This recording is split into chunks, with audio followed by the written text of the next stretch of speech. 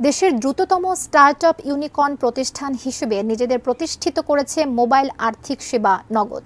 একথা জানিয়েছেন ডাক, টেলিযোগাযোগ ও তথ্য প্রযুক্তি প্রতিমন্ত্রী জুনায়েদ আহমেদ পলক। প্রতিমন্ত্রী জানান, গত 4 বছরে নগদ সরকারকে 14.5 কোটি টাকা রাজস্ব দিয়েছে।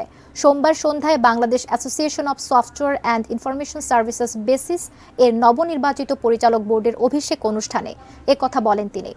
এ সময় প্রধানমন্ত্রীর বেসরকারি শিল্প বিনিয়োগ উপদেষ্টা সালমান এফ রহমান, বাণিজ্য প্রতিমন্ত্রী আহসানুল ইসলাম টিটু সহ বেসিসের সদস্য ও ঊর্ধ্বতন কর্মকর্তারা উপস্থিত ছিলেন। এ সময় নগদ ডিজিটাল ব্যাংক চালু হলে বেসিসের সকল সদস্যের জন্য বিশেষ ঋণ সুবিধার কথা উল্লেখ করেন নগদের প্রতিষ্ঠাতা ও প্রধান নির্বাহী কর্মকর্তা তানভীর এ মিশুক।